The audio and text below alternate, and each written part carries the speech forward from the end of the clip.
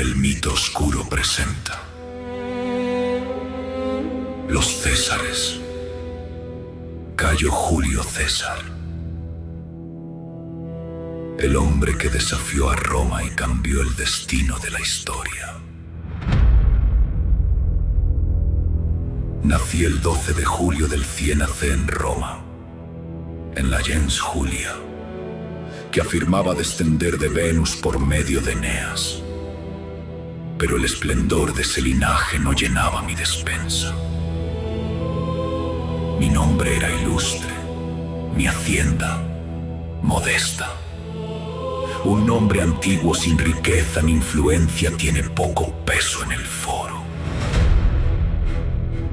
Mi padre, Cayo Julio César, había sido pretor, murió cuando yo apenas comenzaba a vestir la toga viril.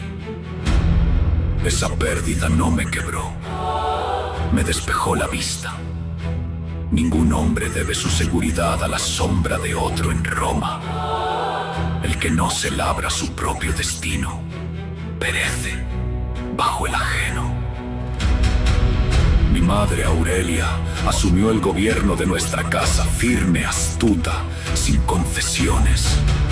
De ella asimilé que la riqueza puede comprar favores, pero no puede comprar grandeza, y que la palabra y la disciplina mueven a los ejércitos. Mientras mis coetáneos dilapidaban su juventud en bacanales, yo devoraba a los griegos y ensayaba discursos hasta enronquecer. En la urbe, el orador que empuña bien la espada no pide favores, los exige. La república entonces sangraba bajo Sila. Las proscripciones caían como rayos. Mi vínculo con Mario, odiado por Sila y emparentado con mi padre, me puso en la mira del dictador. No pedí clemencia, me preparé para la huida. Sila me ordenó repudiar a Cornelia para enlazarme con su facción. Me negué en seco. Sabía que esa negativa era una sentencia de muerte, pero también que un hombre que traiciona a los suyos por miedo jamás mandará sobre nadie. Sila me incluyó en sus listas. Abandoné Roma, dejé atrás mis derechos y mi nombre, y aprendí a sobrevivir entre el frío, el hambre y la acechanza. Ese exilio no fue un castigo, fue un crisol. Quien no ha padecido la intemperie no merece gobernar la ciudad. La adversidad no se soporta, se utiliza. Caído Sila, volví a Roma, pero la república seguía siendo un campo de batalla de ambiciones. Inicié mi cursus honorum con una máxima clavada en la mente: nada me sería regalado, todo arrancado. Viajé a Rodas para pulir mi oratoria con Apolonio Molón, el mejor de los griegos. Luego, en alta mar, enfrenté a los piratas que infestaban nuestras rutas, no por venganza, sino porque Roma no puede dejar sus caminos en manos de salteadores. Cada magistratura, desde cuestor hasta pretor, me costó deudas y enemigos. Los senadores me despreciaban por mi falta de caudal, pero yo contaba con un tesoro mayor: el pulso de la plebe y la lealtad de los veteranos. En el 62 AC, en Brundisium, topé con un hombre singular. No era senador ni legado, era un espartano llamado Kratos, aunque su rostro parecía esculpido en otra era. Sus brazos eran un mapa de cicatrices, su mirada un pozo de batallas contra fuerzas que ningún ejército humano podría medir. No me acerqué a él por piedad, lo hice porque percibí en su porte la misma furia que yo albergaba, la certeza de que lo imposible es solo una excusa para los débiles. Kratos me habló de dioses derribados y de traiciones cósmicas. No sabía si todas sus palabras eran verdad, pero su tono dejó una hendidura en mi memoria. Aquel encuentro me confirmó lo que ya intuía: ningún poder es perpetuo, y solo los que osan desafiar a los altares cambian el rumbo de los siglos. Él no se se alistó en mis filas, pero su imagen me acompañó a Hispania. Allí coseché mis primeros triunfos militares y ratifiqué que la gloria no se mendiga, se toma con hierro y cálculo. De vuelta en Roma, forjé el triunvirato con Pompeyo y Craso. No buscaba honores vacíos, buscaba un nombre que la eternidad no queriera borrar. El 10 de enero del 49 AC, mis legiones se detuvieron ante el Rubicón. Ese hilo de agua no era un río, era el límite entre la sumisión y la osadía. Cruzarlo significaba la guerra civil, retroceder, la ruina política. La ley lo prohibía, el Senado me había etiquetado como hostis. Me detuve un instante, calculando los pro y los contra, no con el alma, sino con la cabeza. Entonces, no evoqué a Kratos ni a ningún dios. Me bastó mirar a mis hombres que habían sudado y sangrado conmigo. Ellos no necesitaban un oráculo, necesitaban una orden. Espolé a mi caballo y lancé al viento la frase que los siglos repetirían: Alea y acta es. La suerte pechada. Mis veteranos cruzaron el Rubicón sin dudar, no porque confiaran en el destino, sino porque confiaban en mi juicio. Y con ese paso, Roma entró en una nueva era, de la que ya no habría regreso.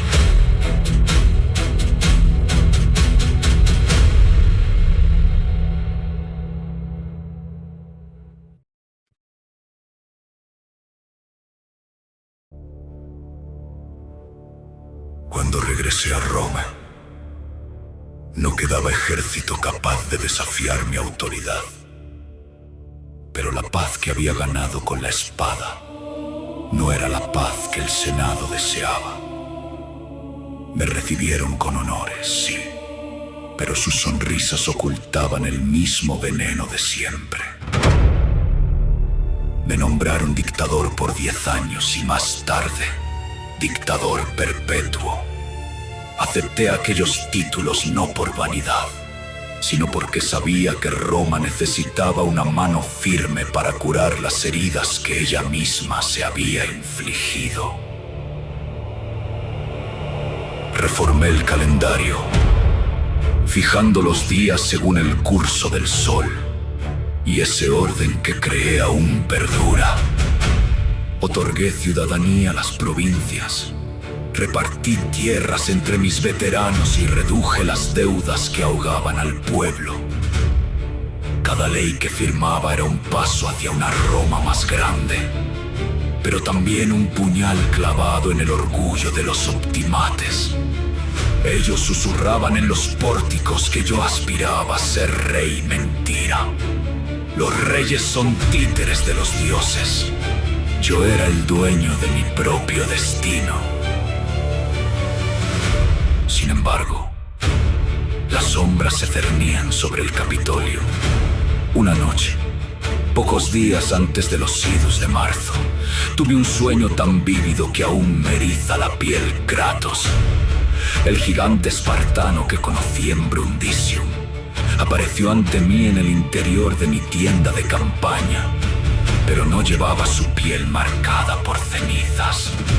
Vestía una toga ensangrentada que goteaba sobre el mosaico de mi casa. Su voz, grave y profunda, resonó en mi mente como el eco de un trueno lejano. César, has escalado el Olimpo y has derribado a tus enemigos, pero has olvidado mi lección más antigua. Los mortales no perdonan a quien se alza por encima de ellos. No temas a los dioses. Teme a los amigos que te sonríen mientras afilan sus puñales. Al despertar, mi esposa Calpurnia lloraba desconsolada. Me contó que había soñado con mi estatua manando sangre y que los romanos se lavaban las manos en ella como en un río de culpa. La divina Spurina también me advirtió que protegiera mi espalda durante los 30 días siguientes. Incluso los sacrificios a los dioses arrojaron augurios funestos. El corazón de la víctima carecía de latido, y yo me reí de sus temores. ¿Acaso no había desafiado a la muerte en 100 batallas? ¿Acaso iba a esconderme de un puñado de senadores cobardes?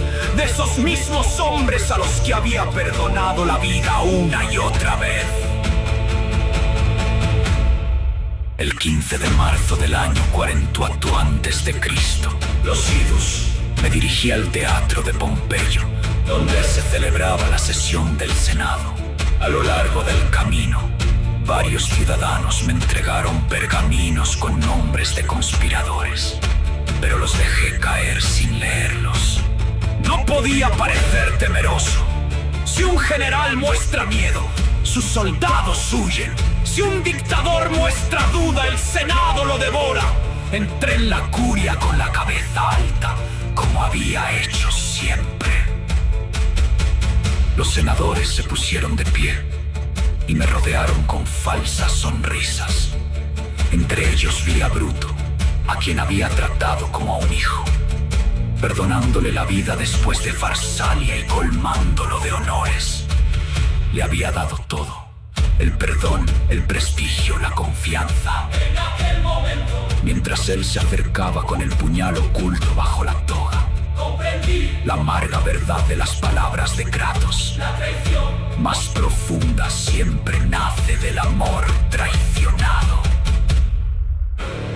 Publio Casca se aproximó con un pretexto, fingiendo querer hablar conmigo, y de repente sentí el frío del acero en mi cuello. ¡Esto es una vileza!, forcejeando.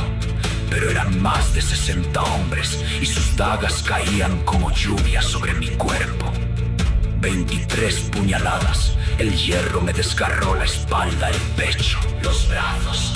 Intenté defenderme, pero era inútil. Cada puñalada era un nombre que recordaba: Casio, Casca, Trebonio y al final, Bruto. Vi su rostro entre la multitud de asesinos, con la daga ensangrentada en la mano. No sentirá entonces, sentí una tristeza tan profunda como el tártaro. Solo pude musitar: Kaisu Teknon. Tú también, hijo mío. No fue una pregunta, fue la constatación de que todo mi poder, todas mis victorias, todas mis leyes, no habían bastado para comprar la lealtad de un hombre al que amaba. Caí al suelo junto a la estatua de mi rival Pompeyo, cuyo mármol se tiñó de mi sangre. Mientras la vida se escapaba de mis venas, cubrí mi rostro con mi toga para no ver el horror de mi propia agonía. Como un emperador que no quiere mostrar su debilidad al populacho, en aquellos últimos destellos de conciencia, no pensé en las legiones, ni en el Senado, ni en Cleopatra. El tiempo de las eras es eterno. Después de todo,